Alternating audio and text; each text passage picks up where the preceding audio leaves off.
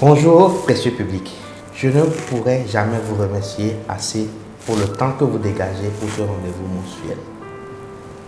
Ce mois, comme annoncé au cours de la précédente vidéo, nous allons parler de croyances. Mais il ne s'agit pas de croyances sur le plan religieux. Ce thème m'a été dicté par le comportement négatif ou le comportement défaitiste que je rencontre chez beaucoup de personnes dans mon entourage. L'objectif de cette vidéo est de permettre à tout un chacun de réaliser son point potentiel. Avant d'aller plus loin, je vous prie de mettre la vidéo sur pause et de faire une liste de choses que vous voudriez absolument faire. Je suppose que c'est fait. Nous y reviendrons au cours des développements. Alors, pour moi, les croyances, c'est la façon dont nous nous représentons la réalité. Nous pouvons déduire de cette définition que les croyances non seulement sont subjectives, mais sont évolutives. Une croyance qui est vraie aujourd'hui peut se révéler fausse demain.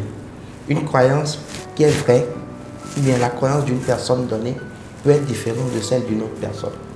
Alors, il n'existe pas de mauvaises croyances. Toutes les croyances sont bonnes et nous aident en fonction de l'époque ou de la période à laquelle nous sommes à pouvoir faire ce qu'on doit faire. Il existe fondamentalement deux types de croyances. Les croyances limitantes ou bloquantes et les croyances aidantes. Les croyances limitantes vont nous freiner ou nous bloquer. Ce sont ces croyances-là qui vont faire que nous restons toujours au statu quo ou sur la première marche de départ. Un exemple qu'on connaît tous, les Togolais disent souvent « Manotonye Viadi ». C'est une croyance limitante, alors là, pas possible.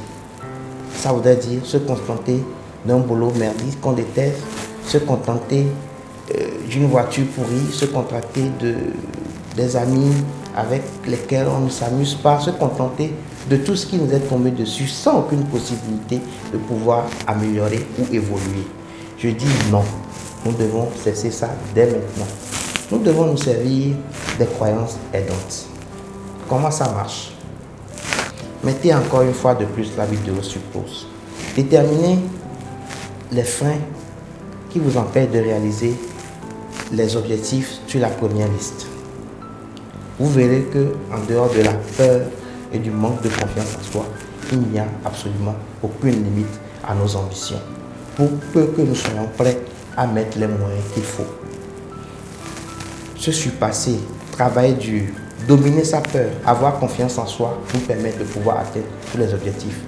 Beaucoup de tutos permettent de pouvoir dépasser sa peur ou de pouvoir avoir confiance en soi. Nous y reviendrons certainement dans nos prochaines capsules. Mais je reste disponible en commentaire pour répondre à ceux qui voudront savoir comment dépasser rapidement une peur donnée ou comment pouvoir avoir confiance en soi-même sur un plan ou un domaine précis. Je vais encore vous donner un exemple marquant. C'est le cas de l'exode en Occident. La plupart des Africains, sinon les Togolais, pensent que le succès ou la réussite ne peut que s'obtenir à l'Occident. Ce faisant, on oublie que en faisant les efforts que nous faisons en Occident, en ayant autant d'abnégation et de détermination, nous arriverons certainement à avoir le même résultat, puisque les scientifiques ont démontré depuis longtemps que les mêmes causes produisent les mêmes effets. Alors, je voudrais que tout un chacun se remette en cause et essaie de déterminer ses priorités. Je ne dis pas qu'aller en Occident n'est pas une bonne chose, mais chacun doit pouvoir obtenir le meilleur de son environnement en faisant sa part et en laissant Dieu faire sa part. Ce qu'il faut retenir dans cette vidéo, c'est que nous pouvons absolument atteindre notre plein potentiel, réaliser chacune de nos ambitions. Attention, quand je dis ambition, il ne faut pas confondre avec prétention.